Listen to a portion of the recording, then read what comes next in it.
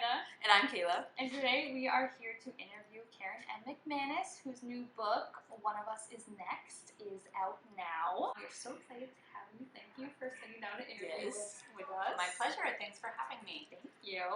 We've got tons of questions, so Kayla, do you want to start? All right. So this one was the first one I came up with while I was reading. Does it scare you or your loved ones that you were able to plot a murder that was so hard to solve? It would scare me, I'm not going to lie. It does make people a little nervous. You know, my family is very intrigued at this new direction that my life has taken, and they sort of are curious about where this in-depth knowledge of plotting untraceable crimes has come from. So no, don't worry about it. It doesn't just flow. It takes a lot of revision to get there. So spur of the moment, I would absolutely get caught. It's not like an instinct. No, cool. No. Good. Just have to make sure. Work at Kayla it. can stay for the Yeah. rest of the interview. Mom's So not you're gonna both call. safe. Okay, cool. One thing I've always wondered too is for mysteries like One of Us is Lying, One of Us is Next, how do you kind of balance, I guess, as a writer, trying to make it so you leave clues so it doesn't feel so like out of left field when it's revealed, but also that it's not like, oh my gosh, I saw this coming from like page 2. Yeah, that is definitely the trickiest part. And I do try to do it as I go along, but sometimes it's a question of going back after you have laid more of that foundation and realizing where you can misdirect or you can mislead or you can, plant something that's actually valuable in a place that people will remember it, but they won't necessarily know what they're seeing. Right. And that, I feel like, is like the biggest trick of mysteries is how do you hide a clue in plain sight? Yeah. How do you make sure people pay attention to it and note it without thinking, oh, she's handing me a clue. And that's the tricky part. And what I usually try to do is I plant it in a scene that's very important for other reasons. So there's something else that's happening, and it's usually something that's important from a character development point of view, so you're going to pay attention. Yeah. But this other thing is happening in the background that doesn't seem all that important, but hopefully it sticks in your brain because it's part of that larger scene. So there, I just gave away all of my tricks, and now you'll guess everything. So I should have done that. That is good though. Like, Erase you that. get something and then you go back and you're like, wait, like this was mentioned like 50 pages ago. Right. How did I not pick up on that? Crucial scene, but I was paying attention to something else. Yeah. You already brought up Brown and Nate, but for everyone out there that really liked them, what do you see kind of in the future for them? They're really like an opposites attract, but Find out when you get there. Oh, You don't find out. I'd say you definitely get a lot more closure in this book about Nate and Bronwyn than you got in the first book. Actually, I thought that the first book ended and it was like pretty clear what was going to happen with those two, but a lot of readers didn't. I have seen online. People were like, what? I got more emails about what's happening with Nate and Bronwyn than anything else. So I feel like I answered that more in this book, but there may still be questions at the end because again, they're still young. Spoiler alert, they're not getting married in this book. So Third one. yeah, maybe. But I do think you'll kind of see where they are in their lives, and you'll see what's been happening before then, and you'll get like a pretty solid sense of where they're headed. Yeah, and I think it is also nice to see like younger people that it's not like necessarily like, okay, we're together forever now. I found my getting one married. true Right. love Right. forever. And they do. They're very different people. They have conflicting goals. They have conflicting wants. They're not necessarily on the same page at this stage in their life. So that's something that is real, I think, for a lot of high school couples who graduate and then think, well, now what? So that's one of the things that they face in this book. I will say I was vlogging as I was reading One of Us is Lying, and there's a clip of me ugly crying at the end. And I was like, Bronwyn and Nate are so cute, and I want this so bad. It was awful. That will not go on the I internet. love that. That's my favorite reaction. Yes. I was literally like, why am I crying right now? Like, why? Like, I don't understand. You pick up a Wanted you mystery to. and you're like, oh, this is good. No feels are gonna happen. Bye. And then like Bye. they talk to each other for the first time, and I was like, wait a second, is this opposites attract? I was like, So many good feels. love. Kind of going on, like, how did you incorporate such like good romances into a murder? Like, yeah, you're like, oh, this is fine. And then it's like, wait a second. Cold, hard You know, murder. It's kind of funny because, when I was writing this book and when I was thinking about pitching it, because of course this was my first book, I didn't have an agent or anything like that. And I would share it with people and they'd be kind of like, because there wasn't was sort of a different approach to a murder mystery. I'm like, and there's romance, Yeah. and there's like, they're friends, but they're not friends, and you can't trust them. But those are all the things that I like, and Yeah. people always say you should write the book that you want to read, and this was like 100% the book I would have wanted to read when I was in high school. Yeah. So I just put all the things that I like in it, like I like mysteries, I like closed room mysteries especially, but I love character-driven stories. I like friendship stories, I like sibling stories, I like a cute romance, so I'm going to put all that in there, and let's see what it turns out to be. I figured it would either be an enormous mess, or it would be, a book that other people would enjoy. So, for the sequel, One of Us Is Next, Yes. You picked like some new but familiar characters that we got to see. Yeah. How was it writing the sequel? Like, was that something that you had always planned, or did the No. idea come later to you? No, I never intended to write a sequel. I wrote that as a standalone, and that's what I thought it would be. All the character arcs for me concluded in a really satisfying way, and so I thought, like, what more is there to say? So I never planned it, but as soon as the book came out, people started asking me, are you going to write a sequel? And at first I would say, no, the book is done. But they kept asking.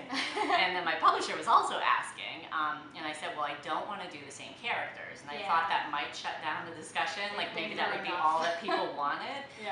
But my editor was 100% like, yeah, no, not that, but if not that, then is there something else you'd like to do? And I had always thought that Bronwyn's sister Maeve had main character potential. Oh yeah, I love You know, her. she was somebody who I feel like we didn't get to spend enough time with as readers. Like you guys didn't spend enough time with her. I didn't spend enough time as a writer. So I thought, well, she's the right age. So what about Maeve's story? What would she be doing, and who would she be surrounded with? And it makes sense to me that there would be like ripple effects from what happened with Simon, because that was such a huge event for the town. So I started thinking, well, if somebody is out there, sort of using Simon's legacy as a springboard to advance their own nefarious goals, then that could be a story for a new generation of kids. And so it all kind of started rolling from that. Yeah, I do like that it's not like this. That I would be like, those poor children. It was the same one of them. Same form to do like it the again. Riverdale effect, where every season you're just like, Every move season out you're of just this like, town. oh my god, you are the unluckiest group of teenagers I have ever met. And the other thing is too, like, There's a murder. oh my Who god, did they're it? coming for Who me. did it? When I write, I like to have the characters go on an internal journey, that complements the external conflict that they're caught up in. So by the end of the book, people should have learned, they should have grown, they should have connected with people, or disconnected, from people that were not healthy for them. And they're in this place where they're sort of like ready to live their best lives. And I just couldn't think of how to put those people in a new situation without that internal growth and still have enough tension. Like all the tension would have had to come from the plot, and those aren't the kind of books that I like. So it was like looking at a blank wall when I tried to picture it. I was like, they're done. This wasn't going And I anywhere. love Maeve. Oh my gosh, my Yeah. favorite scene is when she had Ronan play the piano and then remembered that it was like not an easy song. She's like, because it was so sister. It's so like. As long as Nate and Bronwyn come back, I'm They A-okay. do. They absolutely have. They're not even cameos. They're pretty integral to the plot. So you will see. Well, when a you lot have of someone them. potentially murdering you, it's good to have a sister that Yeah. was involved in a murder and call up and be like, hey. Best backup, like, Hey, So remember that time? weird It's my turn coincidence. Also, Maeve, she is tech smart. She was like the Very detective so. in the first one, Yeah. so it felt natural for her to just slip into that investigative role when things start getting weird again in Bayview. Yeah. That makes sense. So, of the Bayview 4, which character would you have been most like in high school, and which one would you say you're most like now? Interesting question. Yes. Because I was like, Bronwyn. Probably, yeah. I was actually, probably a lot like Cooper in high school, just that I was such a people pleaser. Yeah. Like, I don't think I actually knew who I was until I got out of high school. So in that respect, I really identify with Cooper, and I really identified with that, holding yourself so close and being like so worried that if people know the real you, they're not going to like you anymore. But I was like Bronwyn too in some ways. Now I think I'm more like Bronwyn because Bronwyn owns who she is, and she always did from the beginning. And I don't think I had that in high school, but I do have that now. I'm a nerdy person. I'm okay with that. And I who knows it, but I did care in high school. Yeah, That's yeah, awesome. yeah. I was like, I'm literally wearing a Star Wars shirt. I can't say anything about it. Yeah, I was just in a Disney t-shirt, so. So I also saw that the book has been picked up for a TV show, which is so cool. I can't wait. And I saw that you were on set for like the pilot Yes. and all that. So without telling us anything, because they're always Unless you so can secretive tell about that. us. What was it like? Just like seeing the characters come to life, like seeing it being acted out. Murder. Was it like, Yeah. oh, I did do a murder? Well, it's funny because I was only there for a day, and it takes a really long time to shoot one scene, which was a new thing for me to learn, having not been on a set before. They will do so many takes, from every possible angle, different like emotional tweaks.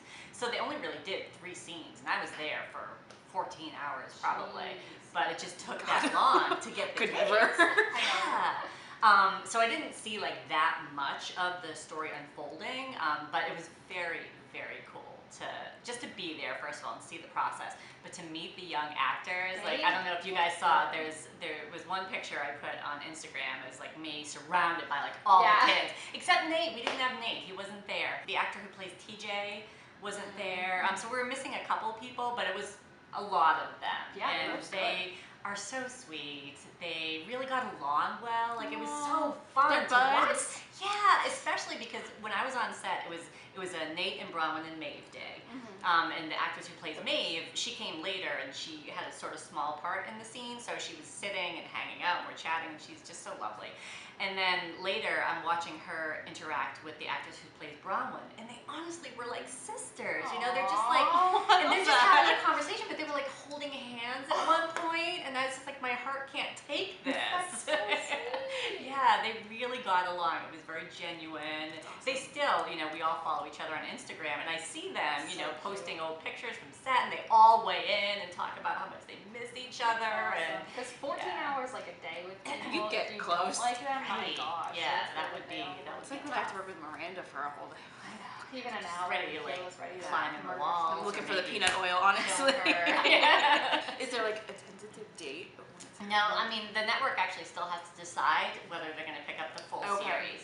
So they shot the pilot. The Please. pilot is like being edited. It will be shown probably tested. I don't know how this all works.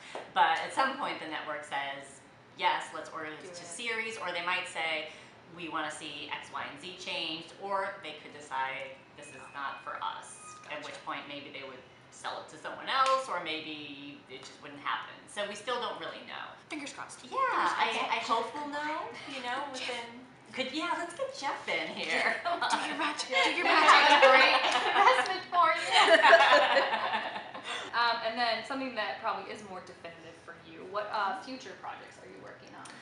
Well, so this just came out like almost a month ago. Actually, tomorrow will be a month. It came out January 7th. So that's my 3rd book. My 4th book is also coming out this year. It is coming out December 1st.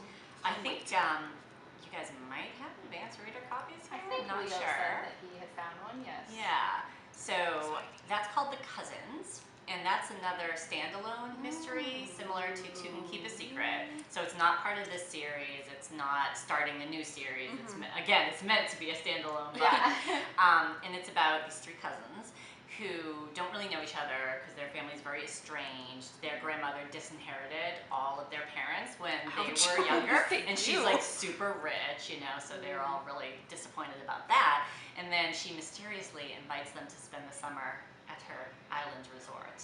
But when they get there, things are not quite what they seem. So That does sound very it's Agatha kind of Christie. like, I like it. have you seen the show Succession No. on I mean, HBO? from when my dad's watching. It's like a little bit of a YA version of Succession. That'll a be little bit cool, like revenge. family kind of. You Yeah, can't trust your it's very family necessarily. I like focused. that.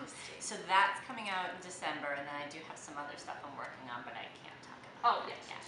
But 2 in 1 year is pretty. Yeah. impressive. That's hard. Yeah, that's the first time That's like Rick I've Riordan had level. that, right?